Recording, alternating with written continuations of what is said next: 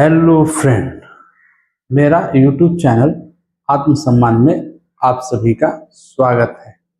आज हम लोग हड़प्पा सभ्यता की पतन के बारे में जानेंगे तथा हड़प्पा सभ्यता के विनाश के क्या क्या कारण रहे हैं, उन सभी तथ्यों का आज हम लोग विश्लेषण और व्याख्या करेंगे। आज हम लोग जानेंगे कि आखिरकार इतनी बड़ी सभ्यता का पतन कैसे हो गया और इतनी विकसित सभ्यता का पतन होने के पीछे क्या कोई एक वजह रहा है या कई वजह रहे हैं, इसकी हम चर्चा स्टेप बाय स्टेप करेंगे। तो पहले कारण को हम लोग जानते हैं कि अक्सर जो किताबों में पढ़ाया जाता है कि आक्रमण जो है हुआ था, यानी सिंधु सभ्यता के विनाश के जो मूल कारण था, आक्रमण करने की वजह से ही सिंधु सभ्यता का पतन हो गया। इसमें व्हीलर जो है वो कहना चाहते हैं कि जब वो हड़प्पा सभ्यता के माउंट एबी के पास जब रिसर्च कर रहे होते हैं तो उनको एक फोर्टिफिकेशन वॉल प्राप्त होता है जिसमें एक पुरंदर शब्द का इस्तेमाल हुआ है। पुरंदर का अर्थ होता है पूर्व का विनाशक, यानी दुर्गों का विनाशक, और आर्य अपने देवता को यानी इंद्र को पुरंदर भी कहते थे। इस तरह से व्हीलर जो है इस तथ्य को केवल एक शब्द के माध्यम से पूरा प्रचार प्रसार किया कि इसके विनाश के पीछे जो वजह रहा है वो आर्यों का आगमन, आर्यों का आक्रमण रहा है। आर्यों की वजह से ही हड़प्पा सभ्यता का पतन हुआ है।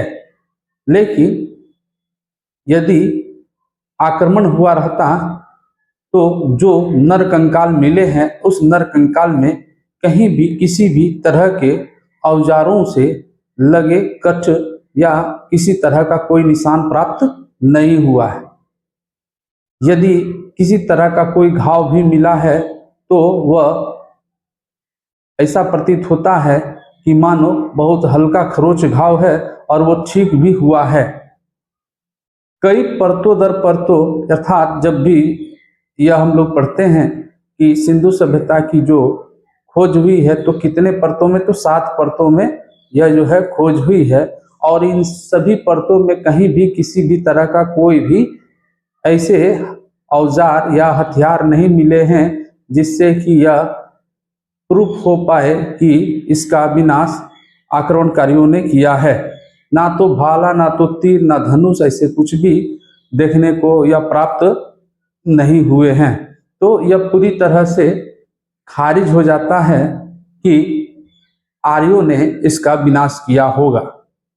अब हम आते हैं कि इसके पीछे और क्या क्या वजह रहे होंगे। इसके पीछे जो वजह बताया जाता है वह है नदियों का मार्ग बदल लेना।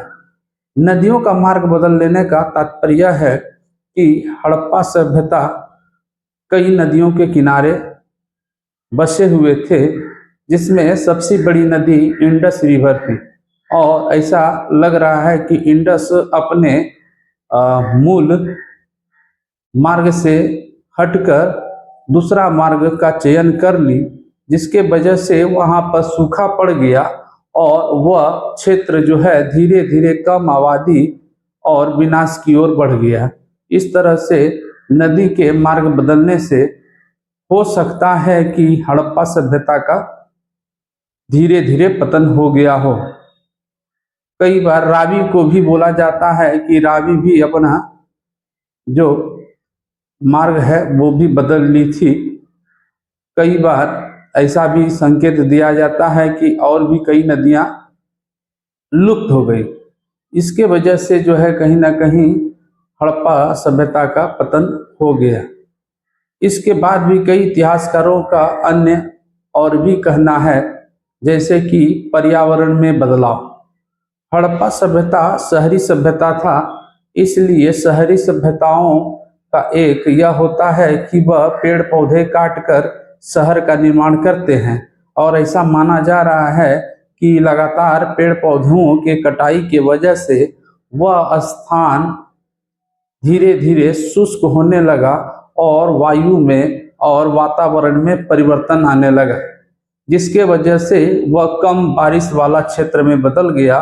और अल्प बारिश होने के वजह से, पर्यावरण के परिवर्तन के वजह से, मौसम के बदलने की वजह से हड़प्पा सभ्यता का धीरे धीरे पतन हो गया। लेकिन यह भी 100% सत्य है ऐसा नहीं है, क्योंकि और भी विद्वान जो है वो अलग अलग थ्योरी पेश करते हैं।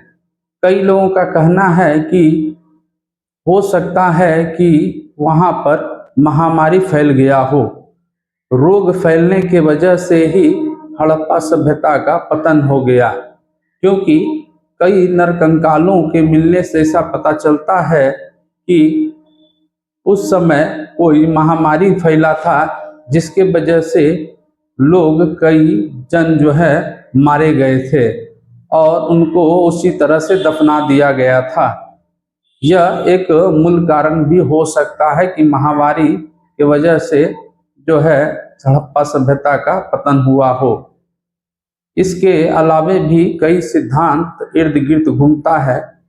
कई का कहना है कि आर्थिक दृष्टिकोण से हड़प्पा सभ्यता का पतन हुआ, अर्थात हड़प्पा सभ्यता का जो मेसोपोटामिया से बराबर व्यापार होता रहता था, और इस व्यापार के बीच मध्य में एक ऐसे शक्तिशाली साम्राज्य का अस्तित्व आया, जिसके वजह से हड़प्पा और मेसोपोटामिया के बीच अब सीधा संबंध नहीं रह गया, यानी व्यापार करने के लिए अब कोई तीसरा भी उसके मध्य में खड़ा हो गया था। और इस वजह से कहीं ना कहीं सीधा संबंध नहीं होने के वजह से वस्तुओं का विनिमय हो पाना आसान नहीं हो पाया, और धीरे धीरे यह व्यापार ठप पड़ गया और लोग इधर उधर जाकर बसने लगे और इतनी बड़ी सभ्यता का विनाश हो गया। यदि सिंधु सभ्यता के परिपक्व हड़प्पा की यदि बात करें, सभ्यता की यदि बात करें, तो 2500 या 2700 ईसा पूर्व से लेकर 1900 या 1700 ईसा पूर्व तक माना जाता है। इस समय यदि हम बोले तो यह हड़प्पा का परिपक्व का समय है, यानी हड़प्पा समृद्ध और विकसित शहरीकरण में बदल चुका था। और इतने बड़े सभ्यता का पतन का कारण कोई एक नहीं हो सकता है और अचानक भी नहीं हो सकता है, अर्थात यह धीरे धीरे इसका जो है पतन हुआ होगा। और इन सभी कारणों के वजह में कोई एक कारण हो सकता है या सभी कारण हो सकते हैं,